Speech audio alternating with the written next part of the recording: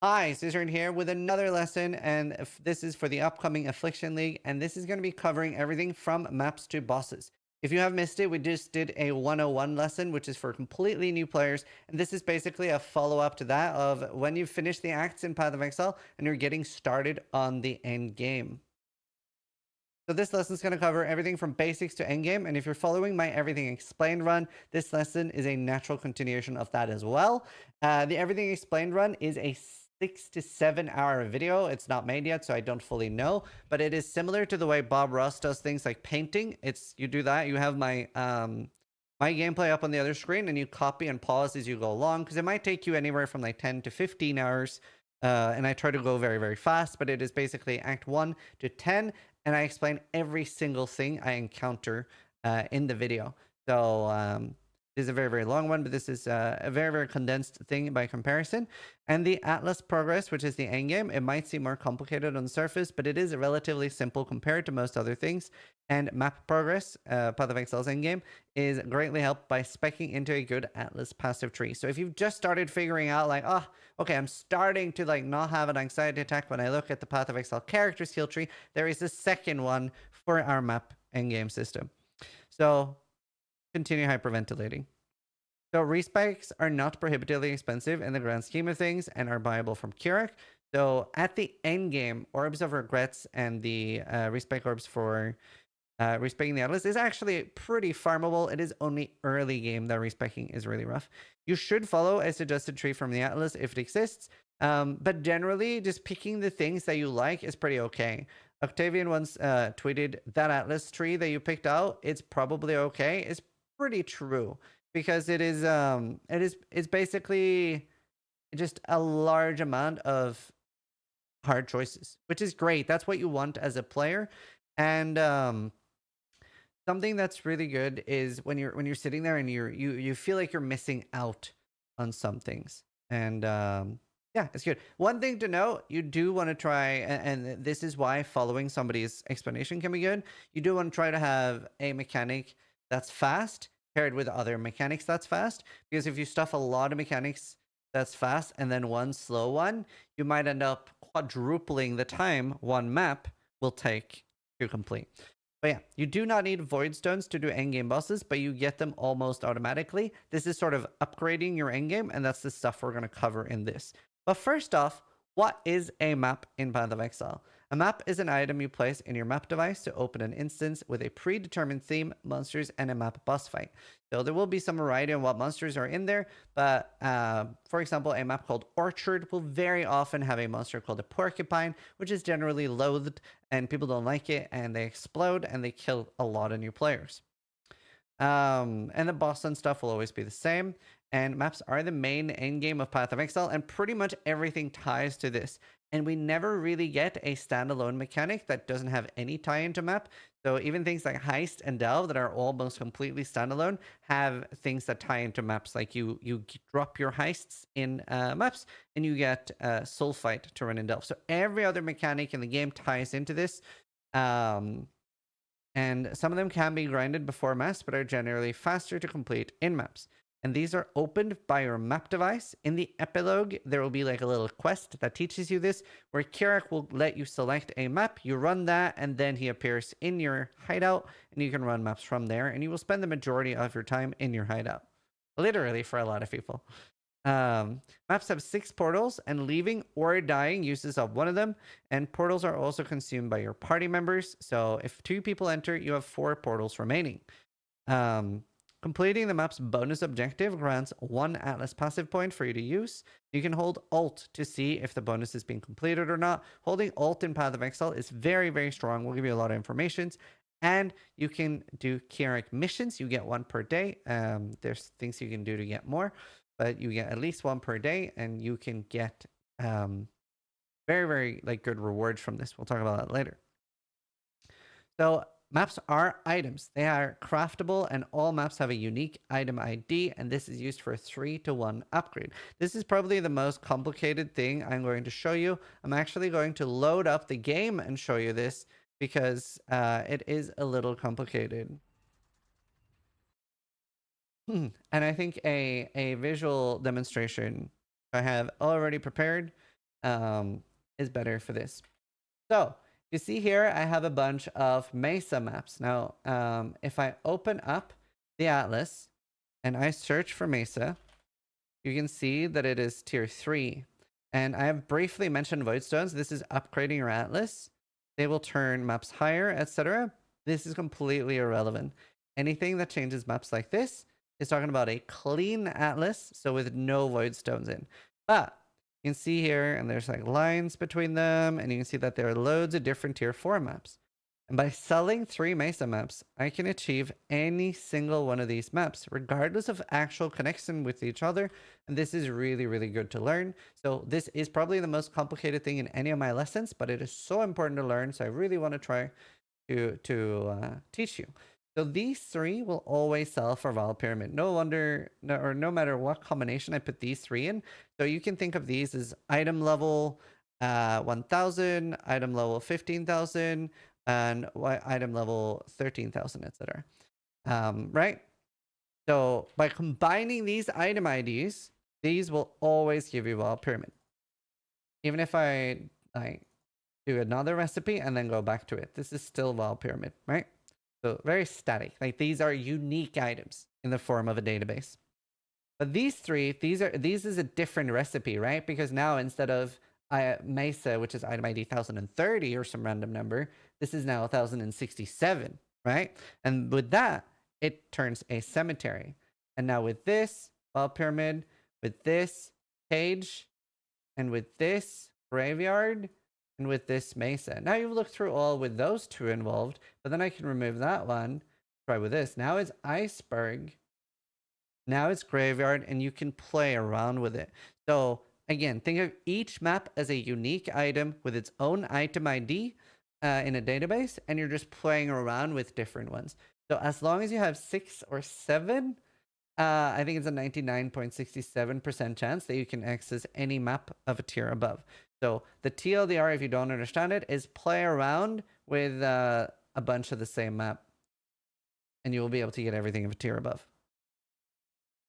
And that is one of the most powerful things you can do, and how you access the endgame and progress through it.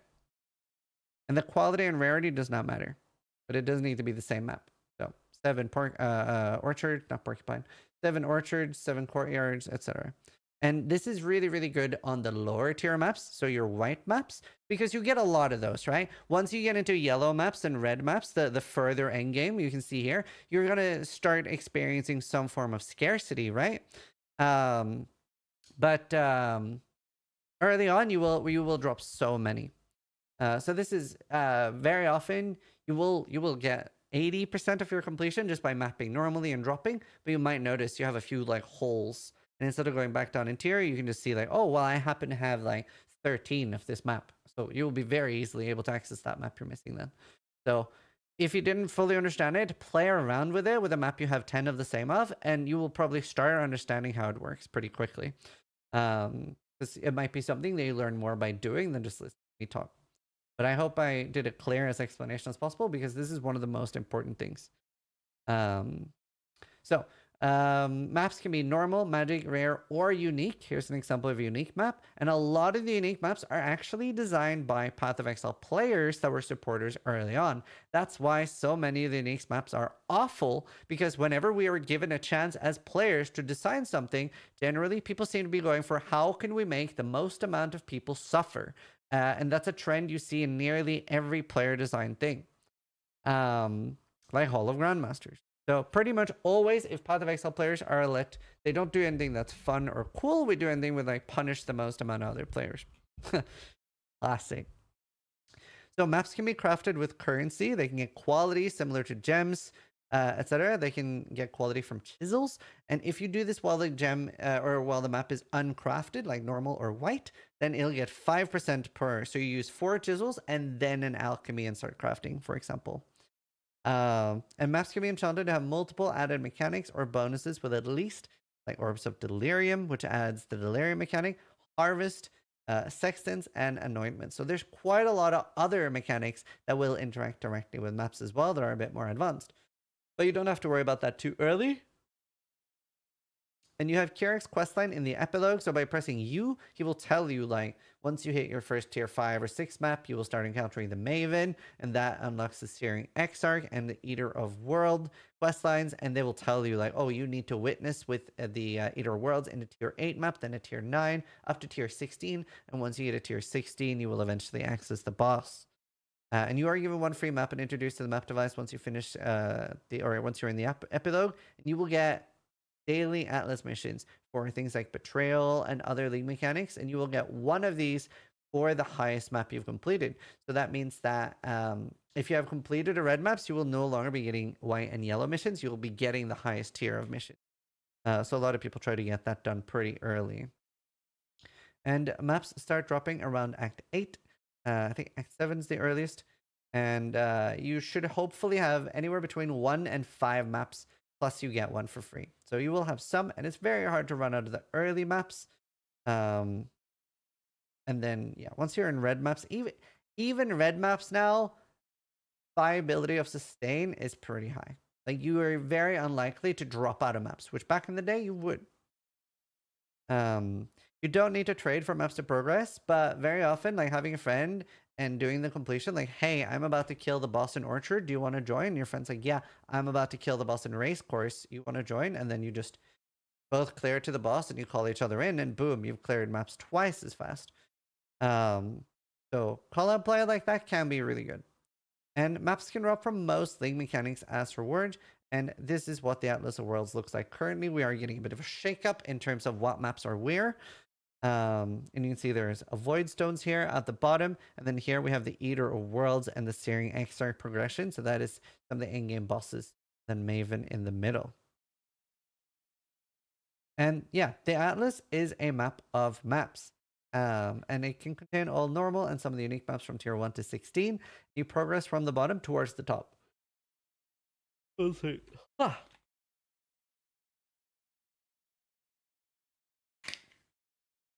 Now, you can see the ant lines between maps, the dashed lines. These are called connected or adjacent maps.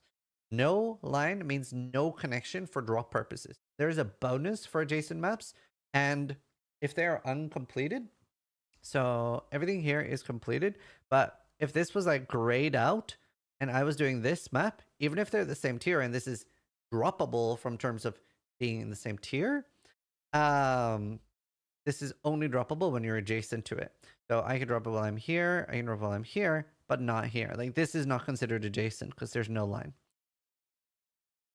So monster level 68 is tier 1, monster level 73 is tier 6, and monster level 83 is tier 16, and that is the highest that you can get maps. And there are some side areas that can go to technically tier 17, 84, etc. And one monster level equals one tier. Normal names for map ranges are used by the community. So white maps are tier 1 to 5, yellow maps is 6 to 10, and red maps are 11 to 16. So when we're saying yellow maps, we are not talking about Alchemy maps usually.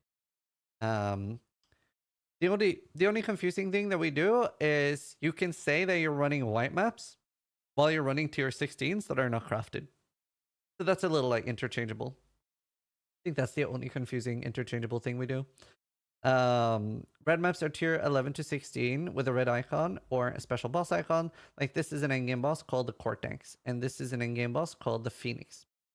This is Harbinger. I already know the. But yeah, drop rolls. So this gets a little bit complicated as well. This isn't as important as the other thing I mentioned. The other thing important is really important. Like, please learn that. It'll like make your league so much better. But completed maps drop from any other map if the tier requirements are met. So if I'm in a tier 1 map, I can never drop a tier 4. I'll explain how.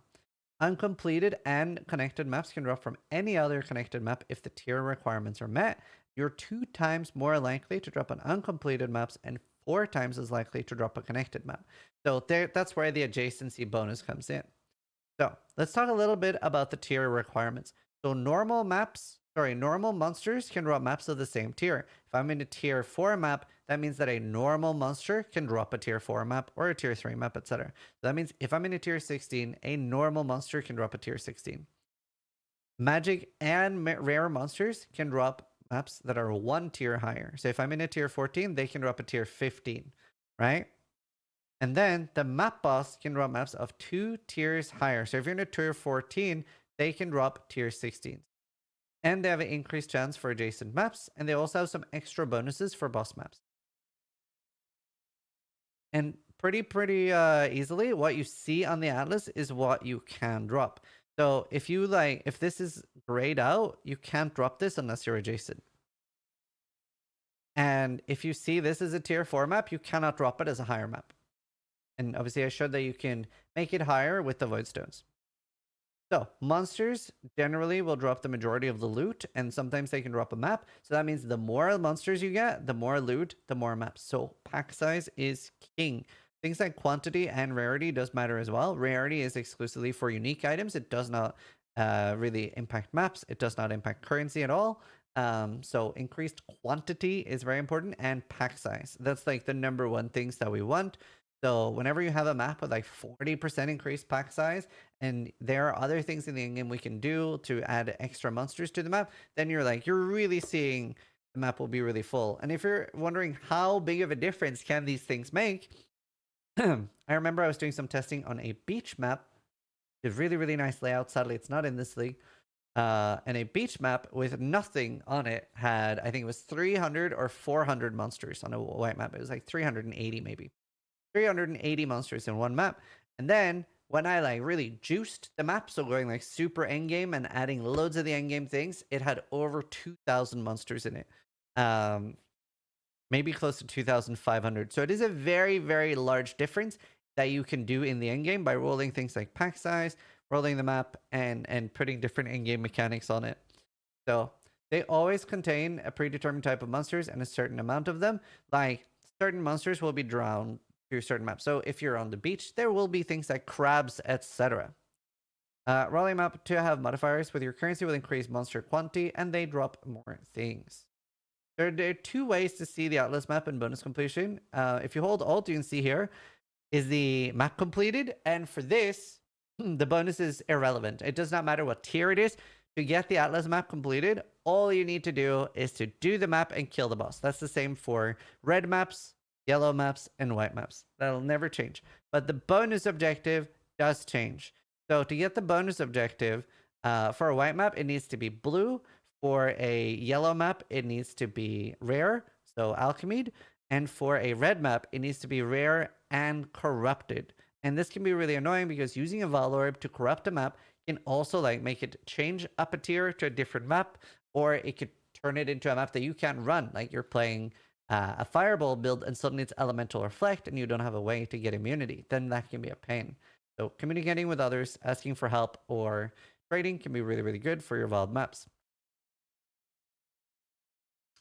So here is the skill tree for the Atlas maps, and it is incredibly well done. I would go as far as say it's one of the best things in Path of Exile because they've done such a good job at balance that there's pretty much a reason for everything. So much so that there are actually atlases that are very, very popular that aren't even using the big nodes, like the small connecting nodes with keystones. We call these bigger nodes. Can be so good that they are actually used as their whole new atlas, as their whole atlas strategy. And normally it'll change. It'll be a journey you'll go through as you progress, where early on you might focus on crafting mechanics like essence and expedition, and later on you might switch to other things. So there's a lot of cool things you can do there. Completing a map bonus objective for the first time grants you 1 atlas point, and you will get a decent amount of respec points as well from progressing all your quests, like your endgame atlas quests. And they're allocated in the tree, and we like trees in Path of Exile. Tier 1 map bonus is the same as tier 9 or tier 16, so it doesn't matter if you complete a bunch of tier 1 maps or a bunch of tier 16, so you will have to go through all of them anyway. Like a tier 16 map doesn't give you 3, and a tier 1 map only 1. That's important to know. And there really is no best trees. There's optimized trees for what you're doing. So there's a lot of different videos and guides for this, and you just got to figure out what is fun for you. I would say prioritize what's fun for you the most, more than just what is the most currency per hour. So why do we map? It's for fun. This is pretty much a game just about grinding. It is called Grindy Gear Games, the company that makes it. It is literally all about grinding. And it's to get drops and gear so that you can map faster. That is the game loop. You want to keep upgrading your character so you can get gear, to upgrade your character faster so you can go faster, so you can farm more gear faster to go faster again, and try out different builds. And setting yourself goals like, oh, I want to do specific builds and specific bosses as well are really cool goals to have. There are loads of specific things you can target for crafting. Some of you might already be familiar with essences, divination cards, or multiple Lee mechanics. And there are very cool bosses in Path of Exile. So the Atlas Endgame quest will guide you to the bosses that unlock Voidstones, and this will upgrade the tier of all the maps on your Atlas. It will not upgrade the tier of things that are already in your possession, but let's say that Mesa is a tier 1 map, putting in one Voidstone will turn it into a tier 5 Mesa, so if you drop a Mesa in the future and the tier things are like you're in a tier 5 map or higher, then future Mesas you drop will be tier 5. It doesn't just like change everything you already have. And the first two ones are heavily guided, and you don't really need to rely on any luck to get them. And the quest log, by pressing U, will guide you to it very easily. The Eater World and the Staring Exarch, it's the blue and red bosses. What's so great about these is don't worry about failing them. Literally run on in there and die, assuming you're not a hardcore player. Because if you fail the fight, you lose all 6 portals. You just need to do one more tier 16, and you're right back in there for attempt number 2. So this is something you don't have to worry about failing. There will not be like you won't have to do the entire quest chain over again. Whereas once you've done it once, you will, and you don't want to fail it after that. And it is a lot harder after the first time. It goes up a lot in difficulty. So when you have it in a green quest form, it is incredibly easy, and every single build should be able to do it. The other two are not like this. They do not have tutorial versions and are very, very pinnacle bosses. The Uber Elder and the Maven, they're incredibly hard. I remember I was helping a friend of mine learn the Maven. He's a JMod for OSRS. It's called Goblin. And watching him do Maven with Righteous Fire was a trip. And he managed to kill Maven on his first try on the last portal. And wow, was that exciting. There's a lot of punishing mechanics in there. And it was super fun to watch a RuneScape player tackle it. So, for the Eater and Exarch, when you complete your Atlas, around tier 6 maps, you're greeted by the Maven's Envoy, who will warn you of they are coming. And after that, you can start using the Maven's Influence to progress your map device. And then now you have to choose between Maven, and very quickly you will get the Eater and Exarch influences as well, which is how you get those 2 Voidstones. And doing maps under the Maven's Influence will expose 2 Eldritch Beings to you, and we progress that. Now, only one influence button can be activated per map, and you cannot miss these if you just complete maps and don't abandon your maps before finishing them. If you don't see the envoy and you are in red tier maps, run more tier 6 maps to re-trigger the quest, but you just somehow ran past the envoy without clicking on him. Yeah, this is only a problem if you go AFK and you abandon maps before entering them, so don't do that. So, there are 4 Voidstones, 1 from each encounter. You can't get 2 from the same one. And the Eater and Exarch questline fights can be repeated indefinitely. You can just keep farming them afterwards, but they will be harder. Maven and Uber Elder require a separate key to open, and they're quite a grind. Maven can be accessed after accumulating 10 Crescent Splinters into a Maven's Writ and using that in the map device. And yeah, they're quite a grind to get. And this isn't necessarily something you need to achieve your first league, because they will take quite a while. Uber Elder is accessed by defeating Normal Elder and Normal Shaper enough times to get 4 different keys to form a set, and sadly we currently do not have any way to swap these around, much to the chagrin of people playing solo Salfan. Because Normal Elder and Shaper keys you can swap around, but not the Uber versions. So that's very, very frustrating. While reaching the bosses might seem daunting, you will basically just be mapping and doing occasional bosses, which is the core gameplay loop anyway. The Voidstones socket into the bottom center of your Atlas, and they will then change what can or cannot drop. So for example, if a good example of when you could mess up with this is when you've played your first character, you're playing for a while, you're in tier 16 maps, you have 4 Voidstones, and your entire Atlas with 4 Voidstones is tier 16 maps. That means you cannot drop tier 15 to tier 1 maps or below. What happens to any tier 4 map that was going to drop? It is added to something called map equity. It is a little bit complicated, but think of it as a number that goes up, and once you've ruined enough maps, it will drop you an additional tier 16 map.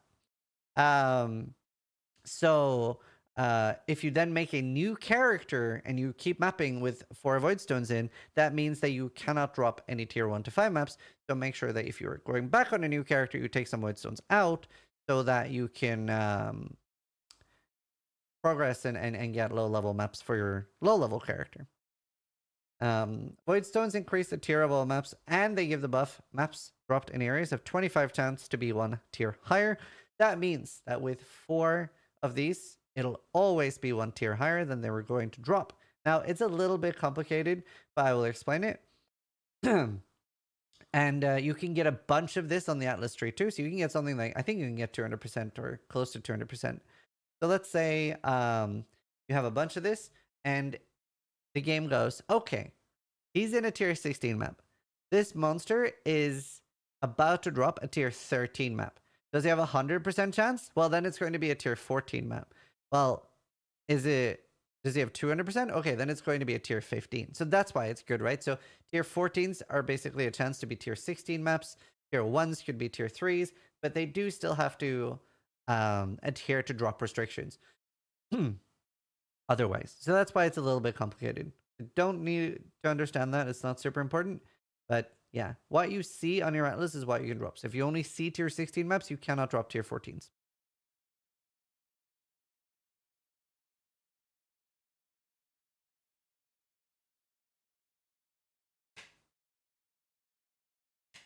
Now, it is important to note, I do have videos for a lot of bosses with tutorials. So a lot of videos for tutorials for most bosses like Katarina, Exarch, Eater, even some of the Uber bosses. And we're not going to go through all of them. I will go through a few of them. They will bump into pretty much accidentally. So most bosses still have notable loot. It will require you to learn the fight. And all the pinnacle endgame bosses also have a hard mode called Uber by the community. Which means that Uber Elder is called Uber Elder. Uber versions are generally not advisable until you learn the normal versions. And they're very hard. Like, they are incredibly hard. That even me who have like a large amount of hours in Path of Exile, while I do farm them, I do actually have to focus and like read chat less during the fight. So they are incredibly hard. Some people bypass this in softcore by having a glass cannon character that bypasses all the mechanics and just snaps the boss out of existence.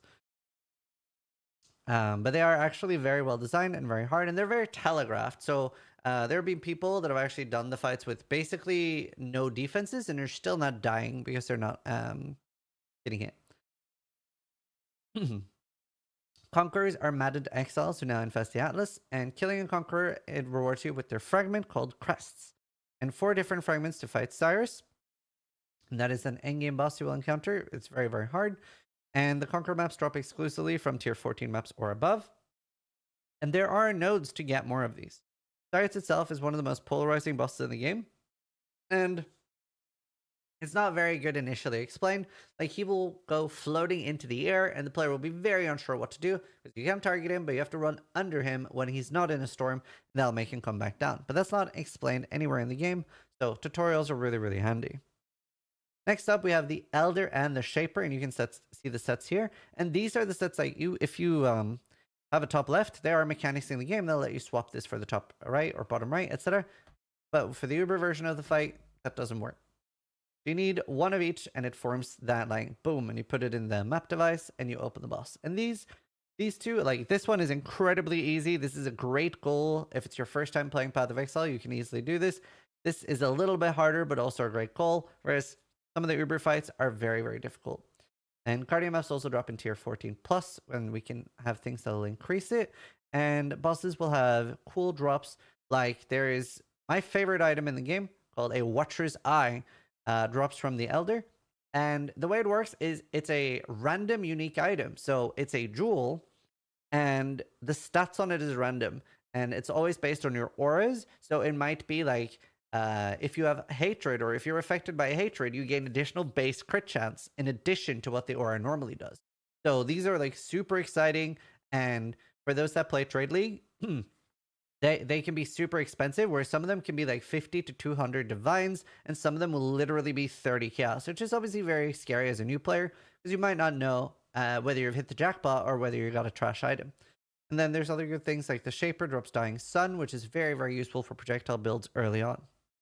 Next up, we have Atziri and Uber Atziri. So we have Atziri on the left and Uber Atziri on the right. And this is really cool because you need to do normal Atziri to drop these. There are some other mechanics that drop them as well, but that is one of the sources from it. And so normal Atziri ends up basically being a tutorial for Uber Atziri. And yeah, this was basically the first endgame boss in Path of Exile. Favored maps. With favored maps, you can influence the maps that drop, and assigning a favored map adds 10 instances of that map to the drop pool, making it more likely to drop. And mousing over the locked favored slots will tell you what completion is required to unlock. So, let's say that we had 4 different maps, like Cells, Crimson Temple, Gravethrow, and Wharf, and there are only tier 16 map. And if I favor it, it is going to be 11 times the chance to drop Wharf, and then like a tiny chance to drop the other 3. But if I favor that, like on every single one, it's going to choose like, I think it'll be like less than a 1% chance for the maps you haven't favored. So we do actually very, very greatly get to influence what we want to farm. So until I have 4 Voidstones, I'm normally spreading this out. Like I'll put 2 of this. This is really nice for that tier. This is really nice for that tier. This is really nice for that tier. And then I'll like keep farming. But later, when it's tier 16, I'll usually bounce between 2 maps and do half favored on both. Like maybe Cemetery and Lee Line, for example, would be next to each other a few times. And they're really, really nice open layouts, which were good for the build I was playing. So figure out 2 nice maps that are next to each other, and you can bounce next to those. And then we've already shown the 3-to-1 map upgrade thing. So there's obviously a lot of information here, and we do have a video as well you could watch called "You're in Maps Now What." Talks a lot about the endgame, etc. But yeah, it is pretty smooth to at least get the Voidstones. And if you're not sure about the next step, just do maps you haven't completed yet. Keep progressing till you've finished everything. And you can do daily missions from Carrick or buy things off other players. You can like look up and buy bosses even from other players, like things like the Maven's Writ, etc. They are tradable. So even if you don't feel comfortable doing the boss yourself, you can rent a boss service, like pay somebody. And normally this works with you either pay somebody a certain amount of chaos orbs or half the loot, etc. And then you get them to do it for you. And yeah, pick up and buy the maps you need from Carrick's daily quests. After you've activated a daily, the things he's selling will reset, so make sure you look there. And yeah, don't be afraid to do high tiers and softcore. Do we have any questions pertaining particularly to the Atlas and maps? Oh, and another thing to mention, you can unlock the 5-way map device by doing a 4-way Legion, if you're familiar with the Legion content. So you get like emblems, and once you put 4 different emblems in, that will unlock the 5-way. Is there any better loot from Uber Elder that you cannot get from Uber Elder? So it's the gloves I designed, Soul Ascension. I'm hoping to get those buffed because they're not really that good. And it is the unique jewel that drops from Shaper, but it actually does drop from Uber Elder too, which is really good. But it's not super worth to do Uber Elder, no. How do you get unique maps? Carrick will offer you them quite a lot. There's also something called scouting reports that will reroll the missions that Carrick is offering you. There's one called Singular Scouting Report, which is really, really good for that. Map mods you want to avoid at all costs or almost. So it depends a little bit. Obviously, some will be build specific. Like if you're an elemental build, don't do elemental reflect unless your build can do it. I always avoid enemies fire 2 additional projectiles. It's just not very balanced for. So some monsters will go Giga shotgun. No regen is really bad because maybe you're relying on your regen to cast. And then crit is really bad as well. That's like the main ones that I'm avoiding. Yes, please. You were talking about rarity on maps earlier. I was wondering if rarity affects the rolls for rare items or just unique items. It does not affect the rolls, no. Fair question though. Is it worth points in Legion at start? I never do Legion at the start. I usually do Essence and Expedition early on. Legion is more something like a weekend for me, unless I badly need it. How do you get a Watcher's Eye with 3? So that's from the regular Uber Elder. So normal Elder, the one that's just Elder, drops a 2-slot Watcher's Eye. A 3-slot Watcher's Eye come from Uber Elder. And then Uber Elder also drops a 3-slot Watcher's Eye, but it doesn't really have any super good loot. How do you know you're ready for Uber Kill? You kind of don't. I mean, as a quick guideline, like effective HP, it completely depends how your HP works. But damage-wise, you want at least somewhere between 2 to 5 million. The Ubers, most people probably want at least 5 to 10 million, to be honest. Like, the lowest I've killed the Ubers on is 2 million damage, but I also know every move, and I'm very good at dodging it. And the fight will last quite a while. So the more damage you get, the better. A lot of new players like to just go super glass cannon, get 20, 30 million damage, and just blast the boss down. How do you get to kill Cyrus? You need to kill one of each Conqueror, and they'll drop a fragment. For a casual player, is it worth to go Wandering Path? Yes. Wandering Path is really good to the spam, and it's a specific layout. You can search for it on YouTube, Wandering Path layouts. It's a specific layout where you basically get infinite maps, and you're just rushing to the boss to get boss drop maps. Yeah, great sustain. All of these will be on YouTube. How do I know what is and isn't influenced by quantity and quality inside a map? You don't. You ask. It's like quantity pretty much affects everything. Except like boss drops. Like let's say that you're killing the Searing Exarch and you have 100% quantity on the boss. Still doesn't drop more boss loot. It'll only be 1 boss loot. Are there useful websites for finding cards? Yeah, divcards.io. Do Atlas trees change everything? Very little. It's in a very good spot. What about blind maps? They're amazing farming early. Did you talk about Horizon Orbs and natural tier maps? It's extremely important to get right. So whatever your Atlas looks like with 0 Voidstones, that's all Horizon Orbs can do. So if you have, there's usually 4 different tier 16s. Like if I have all the Voidstones in, that does not change what Horizon Orbs can do. Is this the best meta shake-up ever? Most likely. Either way, we're going to end it there. Thank you so much for all the questions. I hope you guys enjoyed the map session. Obviously, we have a lot of different videos too. I also did make a separate video about videos. So I made a video talking about what useful videos I have that is good for this league. Make sure you do feedback at !feedback if you want to see Path of Exile University improve. And yeah, we'll be doing an Everything Explained tomorrow. I think that starts at 6 p.m. my time. And that is going to be Guardian SRS is going to be the Everything Explained. So thanks for watching. So if you liked the video, but more importantly, try to die than I do.